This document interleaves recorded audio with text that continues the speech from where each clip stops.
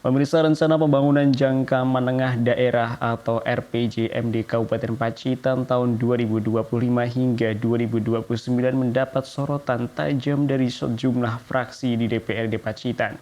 Dalam rapat paripurna yang digelar Selasa siang, para legislator menyoroti sejumlah isu penting seperti kemiskinan, infrastruktur jalan yang rusak hingga belum optimalnya sektor pariwisata. Terima kasih kepada petugas yang telah memberikan keterangan. Sejumlah fraksi DPRD Pacitan mengkritisi terhadap nota penjelasan Bupati atas RPJMD Pacitan tahun 2025-2029 dalam rapat paripurna pandangan umum fraksi-fraksi Selasa siang. Dalam rapat tersebut, masing-masing fraksi menyampaikan beragam catatan kritis dan masukan strategis terhadap arah pembangunan 5 tahun ke depan. Fraksi Partai Demokrat menyoroti pentingnya kesinambungan antara perencanaan pembangunan nasional, provinsi, dan daerah. Mereka juga menekankan bahwa RPJMD harus selaras dengan rencana tata ruang wilayah yang menjadi dasar penataan ruang dan struktur pembangunan di tingkat kabupaten dan provinsi. Sementara fraksi Golkar menekankan bahwa RPJMD merupakan dokumen perencanaan strategis daerah yang penting dan harus mampu diwujudkan dalam program konkret.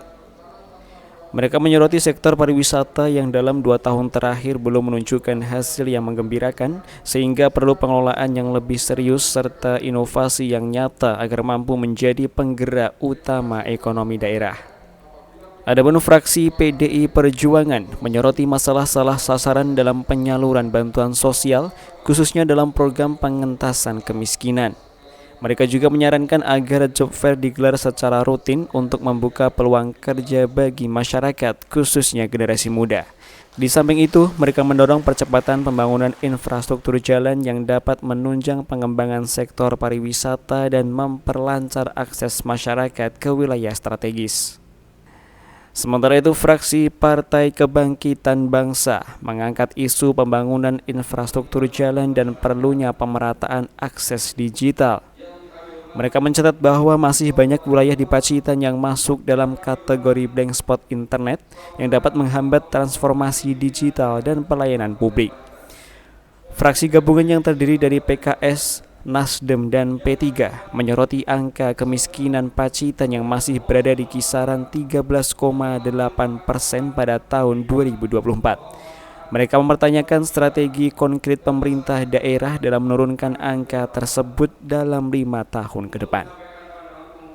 Selain itu, mereka juga mengkritisi tidak masuknya pembangunan infrastruktur seperti jalan, jembatan, dan irigasi dalam misi Bupati, padahal kerusakan infrastruktur masih menjadi masalah serius di berbagai tingkatan, mulai dari jalan nasional, provinsi, kabupaten, hingga desa. Dalam kondisi fiskal nasional yang sedang mengalami efisiensi anggaran, mereka menilai pemerintah daerah harus mampu menetapkan prioritas pembangunan secara kreatif dan efektif. Ketua DPD Pacitan Arief Setiabudi menyatakan bahwa pandangan umum fraksi merupakan bentuk kontrol awal terhadap arah kebijakan pembangunan yang akan dirumuskan dalam RPJMD. Yang menegaskan bahwa penyusunan dokumen ini harus dilakukan secara realistis, terukur, dan responsif terhadap kebutuhan masyarakat.